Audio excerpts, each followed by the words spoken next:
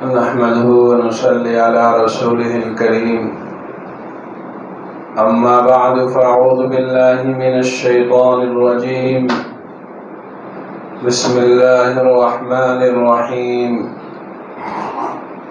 يا أيها الذين آمنوا كتب عليكم الصيام كما كتب على الذين من قبلكم لعلكم تتقون صدق اللہ مولانا العظیم۔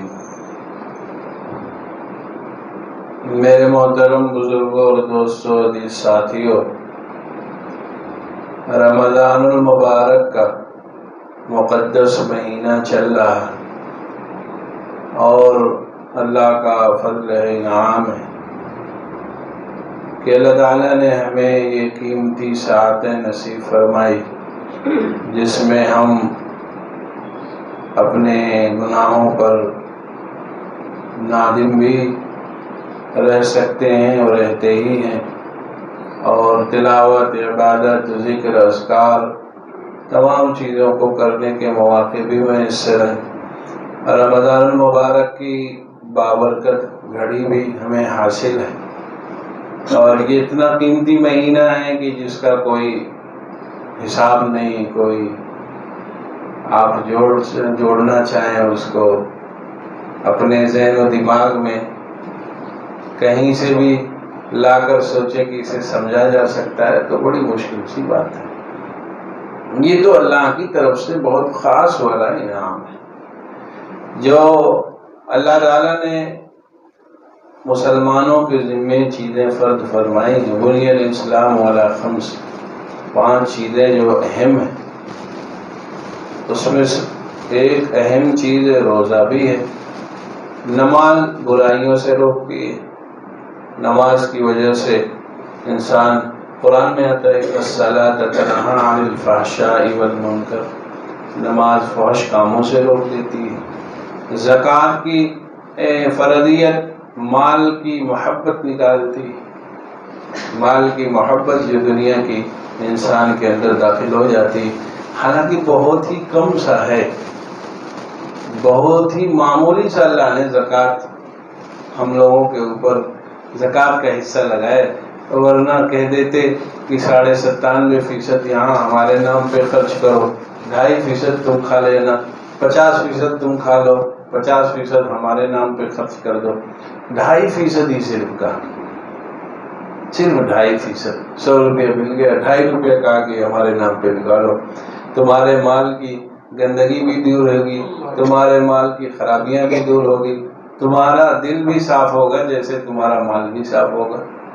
تو زکوٰۃ دنیا کی محبت کو نکالنے کا ذریعہ ہے۔ انسان دنیا میں لگ کر کے دنیا میں اتنے قریب، آپ دیکھیں زکوٰۃ نکالنے کے لیے کتنے الگ الگ مسائل معلوم کیے جاتے ہیں۔ یہ بھی مال آئے گا، یہ تو نہیں نکل جائے گا ہمارا، یہ ایسے تجربہ، یہ تجارت کا ہے، یہ اس حصے کا ہے، اس حصے کا ہے، تو یہ بیچ میں آیا تھا تو یہ بچ جائے گا کہ نہیں، کتنی ہم ترتیب نکالتے ہیں۔ تو ٹھیک ہے، مسئلہ معلوم کرنا چاہیے، بہت ضروری کام ہے، اہم چیز ہے، اور ہر چیز کی جانکاری اور علم بھی ہونا چاہیے، لیکن ہم ایک مرتبہ اپنا جائزہ لیں کہ مال سے محبت کتنی زیادہ ہے کہ اس کے بچانے کی فکر میں لگے رہتے ہیں، اس کے بچانے کی ترتیب بناتے رہتے ہیں کہ یہ مال کیسے بچ جائے، یہ مال کیسے نہ جائے، یہ کیسے رک جائے ہمارے پاس، ہر وقت سوچتے رہتے ہیں۔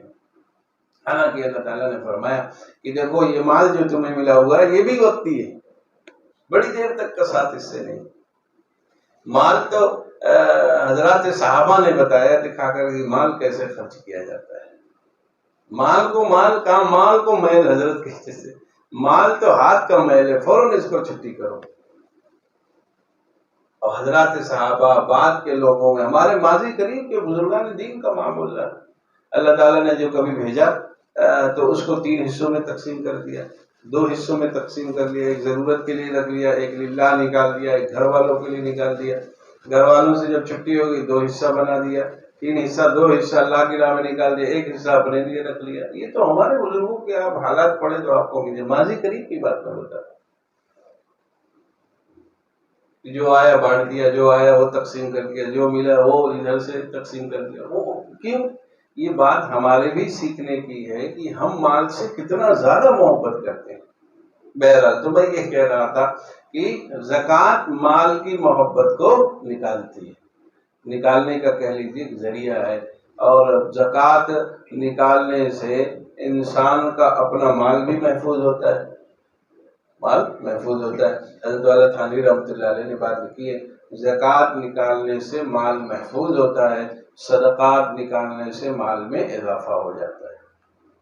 حضرت والا رحمۃ اللہ علیہ کا ایک معمول بہت خاص تھا، جو اپنے خاص دوست احباب کو بتایا کرتے تھے، فرماتے تھے کہ 2.5% زکوٰۃ نکالا کرو اور 5% صدقہ نکالا کرو، 5% صدقہ نکالا کرو۔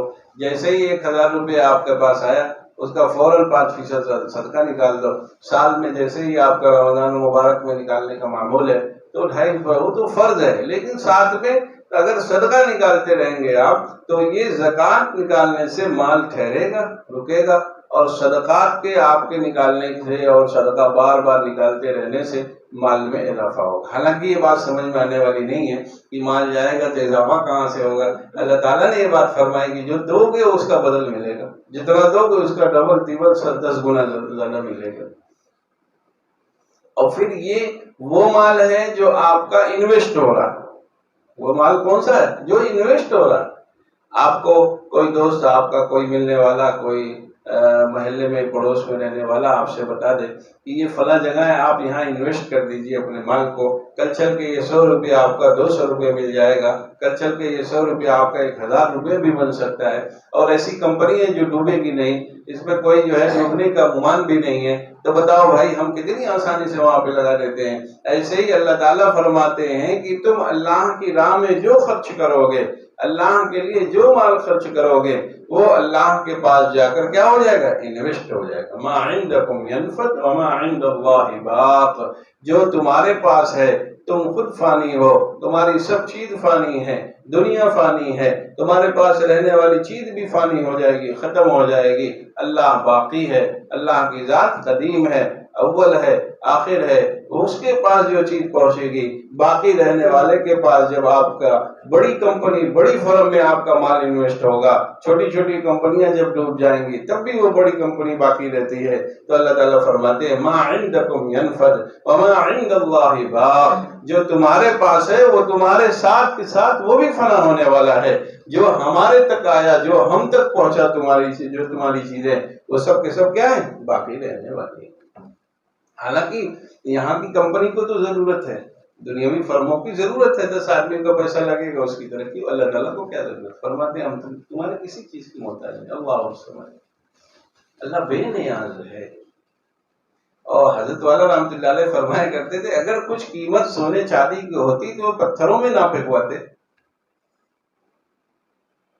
کوئلوں کی کان کہیں پھینکوا دی، کہیں ڈیزل پھینکوا دیا، کہیں پیٹرول پھینکوا دیا، کہیں جو ہے تو سونا اور چاندی پھینکوا دی۔ قیمت ہوتی تو اس کو الگ الگ جگہ پہ، جیسے قرآن کی قیمت تھی، اس کے لیے باقاعدہ نبی صلی اللہ علیہ وسلم تشریف لے آئے، پھر آپ پر قرآن نازل کیا گیا، آپ کو آپ کے ارد گرد صحابہ جو تھے ان کا انتخاب ہوا، وہ لوگ قریب رہے، مجاہدات ہوئے، تکالیفیں اٹھائی، مصیبتوں کے پہاڑ توڑے گئے، لیکن قرآن محفوظ آج 1444 سال ہونے جا رہا ہے، 1450 سال ہونے جا رہا ہے، من وعن جو رسول اللہ صلی اللہ علیہ وسلم پہ قرآن آیا ہوا تھا وہ ہم تک پہنچا ہوا۔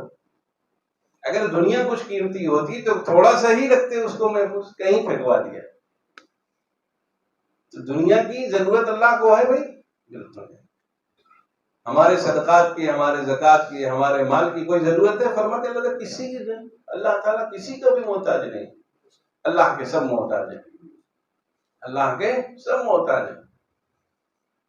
تو بھائی یہ مال جو ہے اس کا صحیح استعمال ہو، اس کا صحیح استعمال۔ اب اس سے مطلب یہ نہیں ہے کہ مال آ جائے تو کھانا نہیں کھانا، اچھا گھر نہیں بنا، نہیں، یہ سب چیزیں ہونی چاہیے، لیکن مال آپ کا شریعت کی روشنی میں وہ ہر حق جو آپ کے ذمہ ہے وہ کیسے اچھے طریقے سے ادا ہو، اس کی فکر لگی رہنی چاہیے، اس کی فکر لگی رہنی چاہیے کہ مال کا صحیح استعمال کیسے ہو، مال کو کیسے اچھے طریقے سے کمانا بھی ہے اور اچھی جگہ پر لگانا بھی ہے۔ مال ہم لوگوں سے کوتاہی ہوتی ہے کمانے میں، کمی بیشی ہو گئی، جیسا بھی مال آیا لے لیا، نہیں بھائی، مال وہ ری ایکشن کر دے گا، وہ مال کیا کر دے گا؟ ایکشن نہیں کرے گا، ری ایکشن کر دے گا، وہ مال نقصان پہنچا دے گا، وہ مال جہاں جائے گا، جراثیم سمجھیے، جراثیم آپ سمجھتے نہیں سمجھتے، جس کو جراثیم ہو گئی بدن میں داخل ہو گئی تو پورے سسٹم کو معطل کر دیتی، پورے نظام کو معطل کر دیتی. جیسے کہتے ہیں بلڈ کینسر ہو گیا، بلڈ میں ایک غیر ضروری چیز آ گئی، اب پورے نظام کو معطل کر کے رکھی ہوئی. ایسی بہت سی جو جراثیم ٹھہرتے.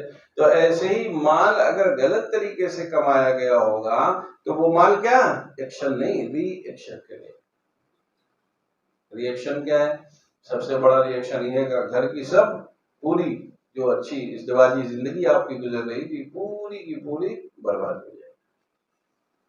بیوی ناراض، بچے الگ ناراض، گھر کا ماحول ایک دم سے بگڑ جائے گا، سکون آپ کا جو تھا وہ سب چھن جائے گا. یہ مال کی نوچ ہے. دینداری گھر میں نہ ہونے کی یہ خرابی. دین گھر میں ہوتا، میں تو بھائی گھومتا پھرتا رہتا ہوں، جس کو ہم لوگ سمجھتے ہیں کہ اس کے پاس یہ فلاں چیز موجود ہے، یہ تو جنت میں ہے گویا. نہیں بھائی، وہ اسی دنیا میں جہنم کے مزے لے رہا ہے. اسی دنیا میں تمام نعمتوں کے ہجوم کے باوجود بھی نعمتوں کے انبار ہے اس کے پاس، ہر چیز کی بہتات ہے اس کے پاس. ہم سمجھتے ہیں جو چاہتا ہوگا وہ کھاتا ہوگا، جیسے چاہتا ہوگا وہ سوتا ہوگا، جو چیز جب سوچتا ہوگا تب حاضر ہو جاتی ہے. تو ہزاروں کروڑ کا مالک ہے، لیکن جب اس کے قریب جائیے یا وہ آپ کے جب قریب ہوگا جو اپنے وہ حالات سنائے گا تو آپ کہیں گے بیچارہ بڑا پریشان ہے، لاؤ 2000 ہم ہی اس کو دے دیں، بہت دقتوں میں ہے، نہ اس کو نیند آ رہی ہے، اسے بینک پریشان کر رہا ہے، وہ طرح طرح کی تکالیف میں ہے، بچے بات نہیں سن رہے، بچی بات نہیں سن رہی، بیوی جھگڑا کر رہی، نوکر ہر وقت جو ہے اس کی کیا کرتے ہیں؟ جاسوسی کرتے رہتے ہیں. ہم آپ سمجھتے ہیں کہ وہ ہٹو بچوں میں رہتا ہے، 3 آدمی آگے 3 آدمی پیچھے، وہ ان سے وحشت کھاتا ہے، وہ چاہتا ہے کہ میں ان سے کیسے نکل سکوں، لیکن وہ ایسا مجبور محض ہوتا ہے کہ وہ گھیرے سے نکل بھی نہیں پاتا. ہم اس کو افتخار کا ذریعہ سمجھتے ہیں، عزت کا ذریعہ سمجھتے ہیں، اور وہ ایسی چیز سمجھتے ہیں جس کی طلب ہمارے دل میں رہتی ہے. اللہ تعالیٰ نے قرآن کریم میں ایک آیت ارشاد فرمائی، بات تو دوسری سنانی تھی، نکل گئی ادھر سے. کیا فرماتے ہیں؟ یا ایتھا النفس المطمئنہ ارجعی الی ربک راضیۃ مرضیہ. فرمایا اے مطمئن نفوس، یعنی اے وہ نفس جو اللہ کے حکم کے مطابق اپنے کو ڈھال چکے ہیں، جو نفوس، یا ایتھا النفس، وہ نفس جو وہ طبیعتیں، وہ ذات، وہ انسان، وہ لوگ جو احکام شریعت کے مطابق اپنے کو بنا لے گئے. فرماتے ہیں کہ تم اب نیک اور صالح بندوں کے بیچ میں چلے جاؤ. فادخلی فی عبادی وادخلی جنتی، ہمارے نیک بندوں کے مجلسوں میں رہو، ان کے محلات میں رہو، ان کے علاقوں میں رہو، ان کے ارد گرد رہو، تمہیں اسی دنیا میں جنت کے مزے ملنے لگے. ہجوم تو نعمتوں کا نہیں ہوگا، لیکن نعمت کا خالق ان کے دلوں میں ہوگا.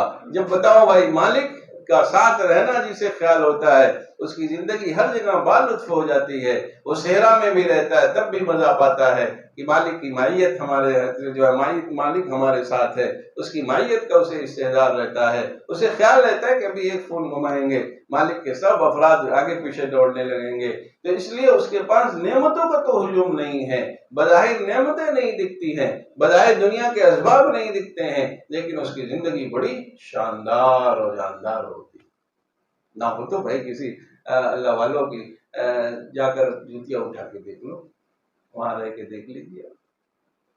یہاں گھر پہ رہتے ہیں تو کیا ہو، گھر پہ رہتے ہیں تو دال چاول کا ریٹ معلوم ہوتا ہے کہ دال کتنے روپے چل رہی، سبزی کتنے روپے چل رہی، اور جو ہے گیس سلنڈر کتنے روپے بانٹ رہا. وہاں دیکھ رہے تو پورا ایک مجمع کھا رہا ہے، کچھ پتہ ہی نہیں، لہسن کس ریٹ کا، پیاز کس ریٹ، کچھ خبر ہوتی. آپ جائیے بزرگوں، 100 200 500 آدمی آ رہے ہیں، کھا رہے ہیں، سو رہے ہیں، اللہ اللہ کر کے جا رہے ہیں. ان کو نہیں معلوم ہے گوشت کس ریٹ کا ہے.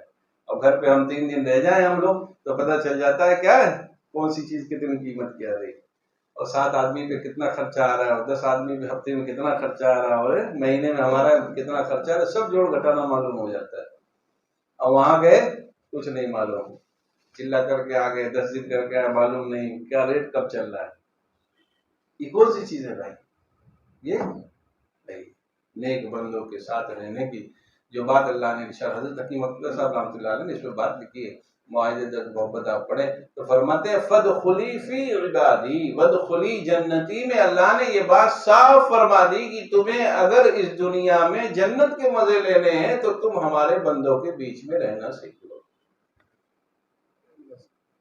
ہمارے نیک بندے جو ہے فادخلی فی عبادی مقدم کیا ہے، فادخلی فی عبادی وادخلی جنتی مؤخر ہے. تو فرمایا اسی دنیا میں اگر جنت کے مزے لینے ہیں تو نیک اور صالح بندوں کی صحبت میں رہ لو، ان کے پاس رہ لو، تو جیسے وہاں پر کسی چیز کی فکر نہیں ہوگی یہاں بھی فکر بھول جاتے ہیں. دوست احباب آتے رہتے ہیں، کہتے ہیں کہ ساتھ میں رہنے سے پھر ٹینشن کمپنی کا نہیں رہتا ہے، اور وہاں کیا چل رہا ہے، ایجنسی میں کیا ہو رہا ہے، فیکٹری میں کیا ہو رہا ہے، کیا کچھ نہیں رہتا. جب یہاں جاتے ہیں تب فکر دامن گیر ہوتی. جب تک ہیں تب تک ایک سوئی بہت رہتی. کون سی چیز ہے بھائی؟ وہی ہے، تعلق حاصل ہو جاتا ہے. اور ایک قاعدہ بھی ہے دنیا کا، کسی سے ملنا ہو تو اس کے ملنے والوں سے ملنا پڑتا ہے. ان سے ملنے کی بس یہی ہے ایک راہ، ملنے والوں سے راہ پیدا کر. اب کسی منسٹر سے ملنا ہوتا ہے تو پوچھتے ہیں اس کا دربان کون ہے، اس کا باورچی کون ہے، اس کا پرانا والا ڈرائیور کون ہے، اس کو پتہ کرو اس کا گھر کہاں ہے. اس کی کوئی حیثیت نہیں ہے. ہم کھوجتے ہوئے اس ڈرائیور کے گھر پہ پہلے جاتے ہیں، وہ رہتا کہاں ہے، کس محلے میں رہتا ہے، وہاں اس کے اماں ابا کے پاس بیٹھتے ہیں، اسے چائے پانی ناشتہ کرا کے 10-20 ہزار گفٹ ہدیہ دیتے ہیں کہ وہ ڈرائیور مکھ منتری کا جو ہے اس کا بیٹا ہے. تو وہ ملنے والوں سے ملنا اپنا بنانا شروع کرتا ہے، ان سے ملنے کی کوشش کرتا ہے. اس کا دھوبی کون سا ہے، دھوبی کچھ بھی نہیں معلوم، پورا انگوٹھا چھاپ ہے، لیکن معلوم ہے کہ یہ وہ منسٹر کا دھوبی ہے، اس لیے دھوبی کو پکڑتے ہیں، باورچی کو پکڑتے ہیں، اس کے جھاڑو لگانے والے کو پکڑتے ہیں، اس کے بچوں کو کھلانے والی جو نوکرانی ہوتی اس کو پکڑتے ہیں، اس کو پیسہ کھلا کے کہتے ہیں کسی دن ہمارا بھی نام وہاں صاحب کیا لے لینا، ہمارے بارے میں بھی بات کر لینا، ہمارا پیغام بھی کبھی سنا دینا، ماحول دیکھ کر یہ رکھو ہماری طرف سے. بھائی یہ دنیا کا تو اصول ہے، تو پھر یہ اصول کیوں آنا جاری ہو؟ فرماتے ہیں ان سے ملنے کی بس یہی ایک راہ، ملنے والوں سے راہ پیدا کر. اگر ملنا چاہتے ہو دربار میں، اگر حاضری چاہتے ہو، روز آنے جانے والوں سے ملنا جلنا شروع کرو، ان کے پاس اٹھنا بیٹھنا شروع کرو، ان کے پاس رہ کر سیکھنا شروع کرو، تو کسی نہ کسی دن خیال آئے گا تو لیتے ہی جائیں گے. ورنہ نہیں لے جائیں گے تو کم سے کم دربار میں رہیں گے تو کبھی کہہ دیں گے ارے بھائی فلاں صاحب بھی بڑے مخیر آتے ہیں. آپ بات سمجھے تھی؟ سمجھے؟ تو بھائی دنیا جس کو ہم سمجھتے ہیں کہ بہت کچھ ہے، وہ کچھ بھی نہیں. مثل بلبلہ کے عرب میں ایک کہاوت ہے، شراب کہتے ہیں، اور قرآن کی آیت بھی ہے، اللہ تعالیٰ نے کفار کے اعمال کو تشبیہ دی، کسراب بقیۃ یحسبہ الظمآن ماء. کہ کفار کے اعمال جو تمہیں لگتے ہیں کہ بڑا اچھا کام کرتا ہے، یہ کام کرتا ہے، بڑا بہتر آدمی ہے، فرمایا اس کی مثال وہ صحرا میں دور سے دکھنے والے پانی کی طرح ہے. جب آدمی صحرا میں ہوتا ہے تو وہاں دور سے 2 کلومیٹر 3 کلومیٹر دور پہ اس کو پانی دکھتا ہے. جیسے اب ابھی ہم لوگ اگر یہ موسم گرمی کا ہے، اب سفر پہ جب نکلیں گے ہائی وے پہ تو دور ایسا لگتا ہے کہ پانی وہاں پہ ہے، حالانکہ وہاں نہیں ہوتا. ایسے ہی صحرا میں گھر دکھائی دیتے ہیں، دور سے پانی دکھائی دیتے ہیں، تو اسی کو شراب کہا جاتا ہے، دھوکہ کہا جاتا ہے. اللہ تعالیٰ نے اعمال کفار کے اعمال کی تشبیہ دی ہے کہ ان کے اعمال ایسے ہی جو تمہیں دکھ رہا ہے کچھ نہیں، دور سے دکھ رہا ہے بس کہ یہ ہے. تو بھائی دنیا بس اتنی ہی ہے، یہ دنیا کی چیزیں اتنا ہی ہے، دور سے سب لگتا ہے کہ بہت اچھا ہے، بہت خوبصورت ہے، بہت اس پہ ہاتھ رکھیے تو وہاں کچھ بھی نہیں ہوتا، کچھ بھی نہیں ہوتا. ہاں اگر دینداری کے ساتھ دنیا آ گئی تو بس کام کیے پھر. وہ دنیا کوئی مطلوب بھی نہیں، آ گئی تو فبیہ اللہ کا شکر ہے، نہیں ہے تب بھی شکر ہے.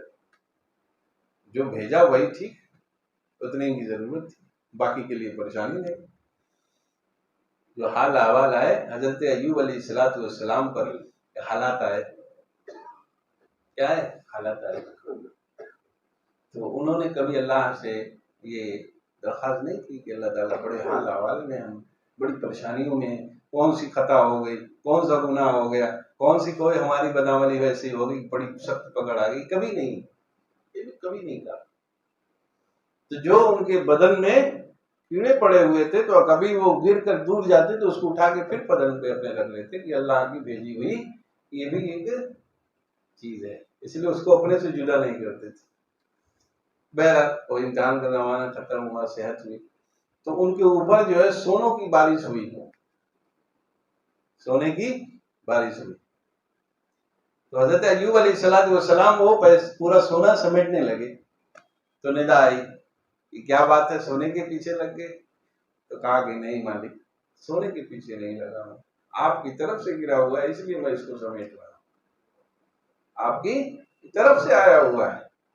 اور چونکہ پچھلی ان کی کارگزاری تھی ہی ایسی، ہم بھی یہ بات کہہ سکتے ہیں کہ بھائی اللہ کی دی ہوئی نعمت جلدی جلدی سمیٹو، نہیں، پچھلا ان کا عمل تھا کہ ان کے بدن پہ پورے کیڑے پڑ گئے رہتے، حالات ایسے آئے لوگوں نے محلے سے نکال دیا، الگ کر دیا۔ ہم اب آپ سوچ بھی نہیں سکتے جتنی جلدی ہم ہاتھ اٹھا کے اللہ سے کہتے ہیں نا کہ کون سی غلطی ہوگی، کیوں آزمائش میں ڈالے۔ جب آپ پچھلے لوگوں کے زندگیوں کو پڑھیے، حضرات صحابہ کی زندگی پڑھیے، انبیاء کی زندگی پڑھیے آپ تو پتہ چلے گا۔ تو ہمیں عشر عشیر بھی نہیں ملا ہوا ہے، کچھ بھی نہیں، ہم تو بڑے مزے میں۔ حضرت ایوب علیہ السلام کو محلے سے لوگوں نے باہر کر دیا، تمام اولاد جتنی تھی سب انتقال کر گئی، پورا گھر ان کا ختم ہو گیا، لوگوں نے دھکے دے کر محلے سے باہر پھینک دیا۔ لکھا ہوا ہے کہ جہاں پر کوڑا پھینکا جاتا تھا وہاں پر حضرت ایوب کو لوگوں نے لا کے ڈال دیا، لیکن زمان سے کچھ بھی نہیں۔ اللہ تعالیٰ فرماتے ہیں وَاذْكُرْ عَبْدَنَا ایوب نعم العبد، ہمارے بندے حضرت ایوب کا بھی تذکرہ کیجیے، بہت اچھے بندے ہمارے، امتحانات سب پاس کرتے چلے گئے۔ امتحانات ہمیں تو دھوپ لگتی ہے تو روزہ کھلنے لگتا ہے، بڑا سخت روزہ آج کا ہو گیا۔ رسول اللہ اسی روزے کے مہینے میں بدر بھی جا رہے ہیں، وہاں پر حال احوال ہو رہے ہیں، جنگ کا میدان سجا ہوا، جا کے نکل کے دیکھو بھائی یار آپ کی ٹیمپریچر ڈگری وہاں کا کیا ہوتا ہے۔ بدر میں جانا ہو پورا ریت کا علاقہ ہے، پورا گرمی اوپر سے بھی لگتی ہے، نیچے بالو بھی گرم رہتا ہے، پیر نہیں رکھ سکتے آپ اس وقت۔ روزہ کا مہینہ، رمضان المبارک کا مہینہ، رسول اللہ صلی اللہ علیہ وسلم تمام اپنے جانثاروں کے ساتھ وہاں پر کھڑے ہوئے۔ ہم تو ایزی کھوجتے رہتے ہیں، روزہ تھوڑا سا آگے پیچھے ہو جائے تو کیا کہتے ہیں ڈاکٹر کا مشورہ ہو رہا ہے کہ مت رکھو، بس فوراً چھوڑ دیا 1 منٹ میں۔ آپ بات سمجھ رہے نہیں سمجھ رہے؟ ہمیں تو کچھ بھی نہیں، کوئی بھی مجاہدہ نہیں ہو پاتا ہم سے، تھوڑا سے بھی ہلکا سا کچھ اثر پڑتا ہے فوراً اللہ کے سامنے کیا کرتے ہیں، شکوہ کرتے ہیں۔ اللہ تعالیٰ معاف فرمائے، اللہ تعالیٰ ہم سب کو معاف فرمائے۔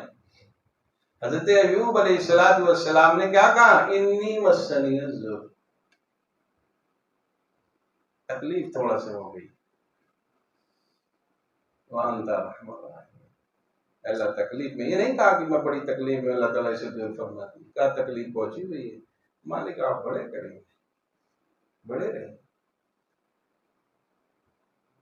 تو جو چیز آئی ہوئی تھی حاکم کی طرف سے، مالک کی طرف سے، احکم الحاکمین کی طرف سے، ارحم الراحمین کی طرف سے، اس کو لے کر رکھا اور اس کو اپنے بدن سے الگ نہیں ہونے دیتے تھے۔ بھائی ہمارے اوپر تھوڑا مختصر سے حالات آتے ہیں تو کیسی کیسی چیزوں میں ذہن دوڑنے لگتا ہے، کیا کیا سوچنے لگتے ہیں، اپنے نشانات کو، اپنے شاعر کو مٹانے کی بھی کبھی کبھی سوچنے لگتے ہیں کہ یہ چیزیں ہٹا دیں، لوگ جانتے ہیں کہ مسلمان ہیں، لاؤ تھوڑا سا داڑھی چھوٹی کر دے، کرتا پاجامہ نہیں پہنیں گے تو کیا بات ہو جائے گی، اس سے تھوڑا نہیں دین پہ کوئی فرق پڑے گا، ٹھیک بات ہے، لیکن ہمارا جذبہ کہاں پہ، وہ تو پورا قربان ہو گئے۔ تو اللہ تعالیٰ نے جب حضرت ایوب سے فرمایا کہ کیا بات ہے سونا بڑی سمیٹنے میں لگے، فرمایا نہیں مانے، سونے سے کوئی رغبت نہیں ہے، لیکن آپ کی طرف سے آیا ہوا اس لیے سب کو میں سمیٹنا چاہتا ہوں، ایک بھی نہ جانے پر۔ تو یہ کیفیت پیدا ہو جائے تو مال مبارک ہے، پھر مال کیا ہے، پھر یہ مال مبارک، رجال لا تلہیہم تجارۃ ولا بیع، ہمارے بندے، اللہ تعالیٰ فرماتے ہیں ہمارے بندے ایسے بھی ہیں جنہیں ان کا مال، ان کی تجارت ہماری یاد سے غافل نہیں کر پاتی، ایسے بھی بندے ہمارے۔ اب اگر ان بندوں کے اوصاف مل جائیں تو بہت بڑی بات ہے کہ ہمارا مال ہمیں نماز سے دور نہیں کر پا رہا، ہمارا مال ہماری تلاوت سے ہمیں دور نہیں کر پا رہا، اللہ کی یاد میں لگنے سے نہیں دور کر پا رہا، تو یہ مال مبارک ہے. اور اگر مال دور کر دے رہا ہے تو پھر یہ مال نامبارک ہے. پھر یہ مال کیا ہے؟ نامبارک. اللہ تعالیٰ ہم سب کو اپنی محبت بھی عطا فرمائے، اپنی معرفت بھی عطا فرمائے، اور مال کی نحوست جو ہے اللہ تعالیٰ اس سے ہم سب کو بچائے.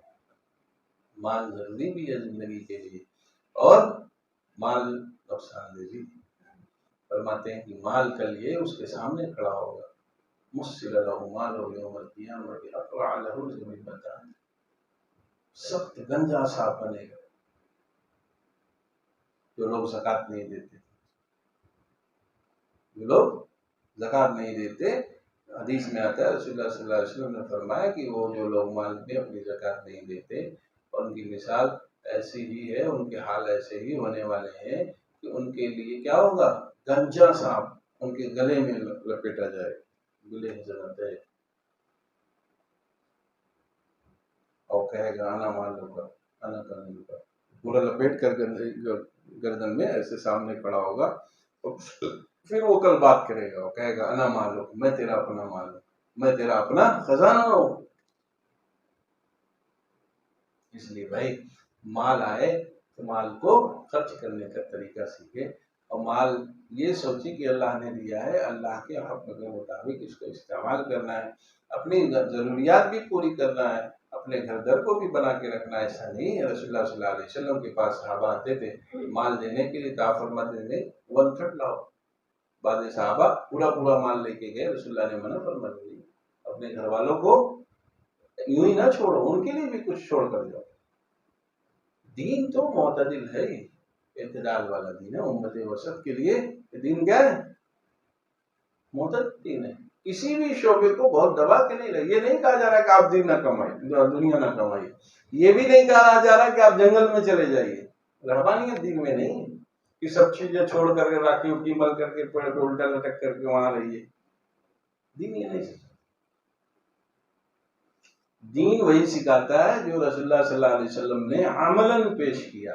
گھر میں بھی رہے، باہر بھی رہے، پڑوسیوں کے بھی ساتھ رہے. گھر میں ہماری مائیں ازواج مطہرات جو رہیں ان کے ساتھ رہے، ان کی نرمی بھی رہی، ان کی گرمی بھی رہی، ان کے واقعات کیسے کیسے آئے. یہی زندگی، یہی زندگی. سب کا حق، پڑوسیوں کا حق، ملنے جلنے والوں کا حق، سب کا حق شریعت آپ کو بتایا. کسی ایک کو حق کو مار کر آپ سوچے صرف مسجد میں رہے اور تلاوت کرے، اس کا نام دین نہیں. بیوی بچوں کے پاس رہنا بھی ثواب ہے، ان کے پاس وقت دینا یہ بھی ثواب ہے، بہت بڑا ثواب. گھر والوں کے ساتھ خوش دلی کے ساتھ رہنا بہت بڑا ثواب. جو لوگ اپنے بچوں کے درمیان میں جب بیٹھتے ہیں تو اللہ تعالیٰ جو ہے دیکھ کر اس پہ ناز فرماتے ہیں کہ بندہ میرا اپنے اہل و عیال کے ساتھ آتا ہے. جب لوگ اپنے گھروں میں جا کر کے اپنے بیوی بچوں کے ساتھ رہ کر وہاں خوش رہتے ہیں تو پھر اللہ تعالیٰ کو یہ ادا بہت پسند آتی ہے. اور یہاں گئے گھر میں تو لگتا ہے کہ کیا آ گئے، گاما پالوان آ گئے. بچہ اس کمرے سے بھاگ رہا ہے، بہن اس کمرے سے بھاگ رہی ہے، بیوی کچن میں بھاگی جا رہی ہے، آ گئے تیل پانی صابن سب لے کے دوڑو سب لوگ. کیا بنا کے رکھا ہے. گھر والے کیسے بھاگتے ہیں. اور یا تو پھر ایسا بن گیا ہے کہ گھر والوں پہ اثر ہی نہیں پڑ رہا، آپ کب جا رہے ہیں کب آ رہے ہیں اس کو پتہ ہی نہیں. کچھ ابا کہاں ہوں گے یہیں کہیں کمرے میں. یا تو یہ اپنے کو بنا لیا، یا تو پھر داخل ہو رہے تو پورے گھر میں طوفان آیا ہوا ہے، ہر کوئی بھاگ رہا ہے ادھر ادھر. کیا گئے ہیں پتہ نہیں 10 گھنٹہ کیسے کٹے گا. اور یا تو ایسا بنایا ہے کسی کو معلوم ہی نہیں کب آ رہے ہیں کب جا رہے ہیں، کب چائے بنا کے اپنا پی رہے ہیں، کچھ نہیں معلوم گھر والوں. نہیں، اعتدال سے وہ آپ جائیں تو پورا گھر خوش ہو جائے. آپ کی خدمت لوگ محبت میں آ کے کریں، ڈر سے نہ کریں، شوق سے کریں، خوف سے نہ کریں. بیوی بچے آپ کے والدین، آپ کے گھر کے لوگ خوش خرم ہو جائیں آپ کے جانے سے. سب لوگ جمع ہوں آپ کے پاس بیٹھ کر اپنی بات کہہ سکیں. آقا صلی اللہ علیہ وسلم تشریف فرما ہوتے، سب لوگ گھر میں ہوتے تھے، اپنی اپنی بات کہتے تھے لوگ. تو دین اسی کا نام ہے. دین جو ہم نے سمجھا ہے، اور سب نے اپنے اپنے اعتبار سے تعریف کر رکھی. سب نے کیا کر رکھی؟ اپنے اپنے اعتبار سے تعریف کر رکھی. کوئی کسی کام میں لگ گیا تو وہیں ہے، کوئی کیا کہہ رہا ہے جماعت میں جا رہا ہے تو بس دین اسی جماعت ہی میں ہے، اور پورا وقت وہیں لگ رہا ہے، نہ بیوی کی فکر، نہ بچوں کی فکر، نہ گھر والوں کی فکر، کچھ فکر نہیں. خانقاہ میں جا رہا ہے تو ایک دم خانقاہ کا ہو گیا، تسبیح پکڑے ہوئے وہیں ہے، اسے کوئی فکر نہیں گھر والے کہاں ہیں نہیں. اس کا نام دین نہیں ہے بھائی. دین نام ہے زندگی کے ہر شعبے میں رسول اللہ صلی اللہ علیہ وسلم کی تعلیمات کو جاری کرنا. دین اس کا نام. ہم لوگوں کی خرابی ہوتی ہے ایک شعبے میں لگ کے بس وہی سب کچھ ہے، بقیہ تو سمجھ رہے ہیں کہ ایک دم جنت والا کام ہی نہیں ہے کر رہے ہیں تو پہنچ نہیں پائیں گے. ہم ہی ہیں جو جنت میں اولی داخلہ اور آخری داخلہ ہم ہی لوگ جا کے دروازہ بند کر دیں. یہ حال ہے ہمارا. دیکھو بھائی جو لوگ جہاں جڑے کتنی سختی نہیں ہے.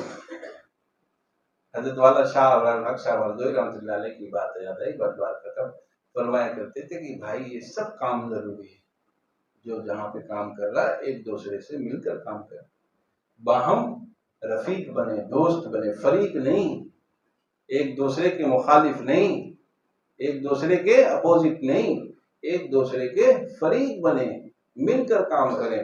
اور گھر کے جیسے گھریلو زندگی ہے، کوئی روٹی پکا رہا ہے، کوئی کھانا بنا رہا ہے، کوئی باہر کا کام دیکھ رہا ہے، کوئی جو تعمیرات کا کام دیکھ لیتا ہے تو گھر اچھا بنا رہتا ہے.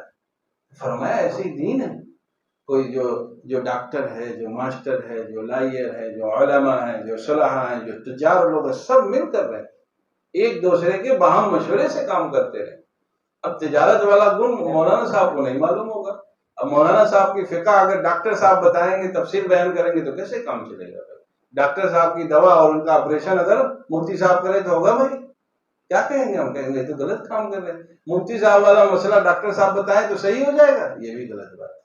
ڈاکٹر صاحب کا کام ہے اپنی ڈاکٹری کے ذریعے سے خدمت کریں. مفتی صاحب کا ذمہ کام ہے کہ وہ لوگوں کو صحیح مسئلہ بتا کر خدمت کریں. انجینئر صاحب کا کام ہے کہ لوگوں کا گھر صحیح بنا کر اپنی خدمت کا کام کریں. تجارت والے کا کام ہے کہ لوگوں کو صحیح مال دے کر کے اور صاف ستھرا کام کر کے لوگوں سے وعدہ کر کے وعدہ پر اپنا وقت اپنے کام کو پورا کر کے دینا، وہ اس کی وہیں پر خدمت. لیکن ہے بڑا پرچہ ٹیڑھا، سمجھ میں جلدی نہیں آتا. وہ کہتے نہیں ہم یہ بھی کر لیں گے، ہم وہ بھی کر لیں گے. اللہ تعالیٰ ہم سب کو سمجھ عطا فرمائے. وآخر دعوانا الحمدللہ.